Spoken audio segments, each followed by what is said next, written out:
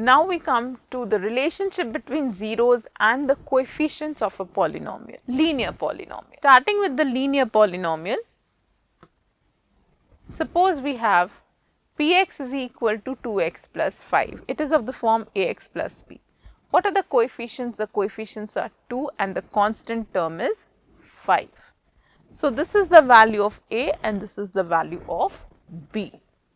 So, 0 of the polynomial, how to determine the 0? By putting px equal to 0. So, if I put px is equal to 0, or let me consider the value of that value of x for which px will be 0, let alpha be that value of x for which px is equal to 0. So, in place of x, if I put alpha, I will get 2 alpha plus 5 equal to 0, whereby I will get alpha is equal to minus 5 upon 2. Let us recall, what is this minus 5? This 5 was my b, this was b, this was a and this was b, 5 was b and 2 was a. So, it is minus 5 upon 2. Similarly, if I take any other linear polynomial, I will get it in the same order. So, what do I see? This is equal to minus coefficient of x. So, what do we see? That here in this case, this is minus constant upon coefficient of x. So, the relationship between the zeros of a linear polynomial and its constant is 0 of a linear polynomial is always given by minus b upon a. So, where 5 is the constant term and 2 is the coefficient of x, general form of a linear polynomial ax plus b. So, in place of x, if I put alpha, a alpha is equal to minus b, and from here also we can see the general way of writing the 0 of a polynomial. In place of x, if I put alpha, I will get alpha is equal to minus b upon a. So, the relationship between the 0 of the polynomial and the coefficient of the polynomial is, for a linear polynomial, the root is always equal to minus b upon a, constant term upon coefficient of x and negative of that. Now, if I look at a quadratic polynomial, assume the zeros of px. Since the quadratic polynomial, it will have 2 zeros, and let us take those 2 zeros to be alpha and beta. Now, according to the factor theorem that we have learnt earlier, if a is a 0 of a polynomial, then x minus a is a factor. So, if alpha and beta are zeros of the polynomial, then x minus alpha and x minus beta are also factor of the polynomial. So, in place of x square, if I write x minus alpha and x minus beta, which are the factors of the polynomial, I get ax square plus bx plus c is equal to k into x square minus a plus bx plus alpha beta. So, and comparing the coefficients, if I compare both the sides, I will get k is equal to a and c is equal to alpha beta. So, comparing, we got a equal to k and b equal to minus k into alpha plus beta, c is equal to k alpha beta. Using equation 1 and equation 2, that means this, and using the first and the second equation, what do we see? B is equal to minus a into alpha plus beta, because a is equal to k. So, in place of minus k here, I can write minus a. So, alpha plus beta is equal to minus b upon a. Using equation 1 and equation 3, in equation 1 a is equal to k. So, in place of k I can write a. So, alpha beta is equal to c upon a.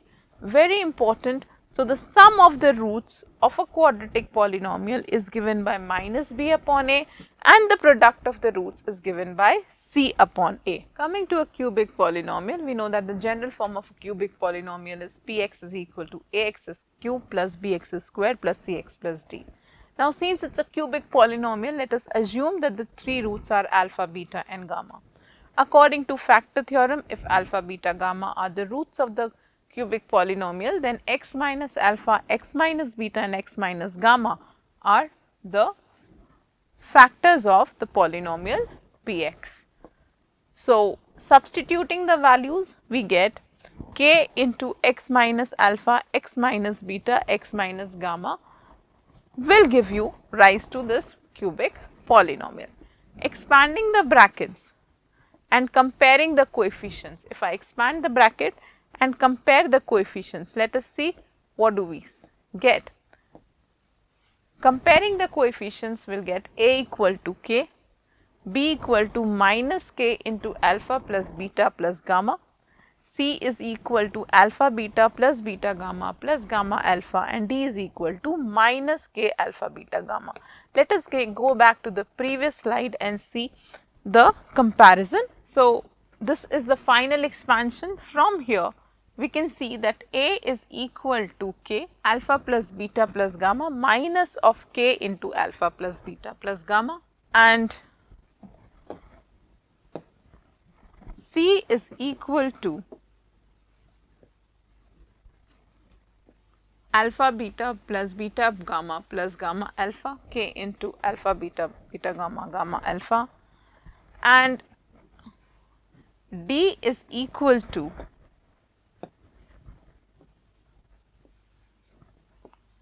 k alpha beta gamma. So, let me write it here. A is equal to k, b is equal to minus k into alpha plus beta plus gamma, c is equal to k into alpha beta plus beta gamma plus alpha gamma, and d is equal to minus k into alpha beta gamma. So, these are my 4 equations. These are the 4 equations comparing the first and second. From first and second, here in place of k, if I put a, because a is equal to k, I will get b is equal to minus a into alpha plus beta plus gamma. So, alpha plus beta plus gamma is equal to minus b upon a. So, the sum of the roots taken one at a time is given by minus coefficient of x square upon coefficient of a. Similarly, if I compare first and third, if I take equation first and third, we will see that alpha beta plus beta gamma plus gamma alpha is equal to c upon a. And also finally we will see alpha beta gamma by comparing the first and the last. Comparing the first and the last, alpha beta gamma is equal to minus d upon a. Let us see this stepwise clearly in the next slide. We have the four equations a equal to k by comparing the coefficients. A is equal to k, b is equal to minus alpha plus beta gamma, k into alpha plus beta plus gamma, c is equal to k into alpha beta plus beta gamma plus gamma alpha, and d is equal to minus k into alpha beta gamma. Now, we have to find the sum of the roots taken at a time, the sum of the roots taken two at a time, and the product of the roots. Now, if I consider these two equations, the first and the second equation, and if this minus k is replaced by minus a, I will get the sum of the roots as alpha plus beta plus gamma is equal to minus b upon a. Similarly, if I take the first and the third, then alpha plus beta plus gamma, alpha beta plus beta gamma plus gamma alpha, and I replace this k by a, I will get the sum of the roots taken two at a time is equal to c upon a. Similarly, if I take the first and the last and replace this k by a, I will get alpha beta gamma is equal to minus d upon a. So, clearly we can see the relationship between the zeros and the coefficients. So, we get the sum of the roots taken one at a time as minus b upon a, sum of the roots taken two at a time as c upon a, and also we can see that the product of the roots is minus d upon a. If alpha is the 0 of a linear polynomial ax plus b, then a is equal to, or alpha is equal to, constant term upon coefficient of x. If alpha beta are the zeros of the quadratic polynomial, then sum of the roots alpha plus beta is equal to minus b upon a. Product of the roots or the zeros is c upon a, and if alpha plus b and beta and gamma are the three zeros of a cubic polynomial, then sum of the zeros is equal to minus b upon a.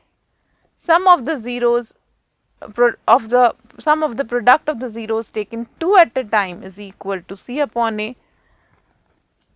Division algorithm for polynomials.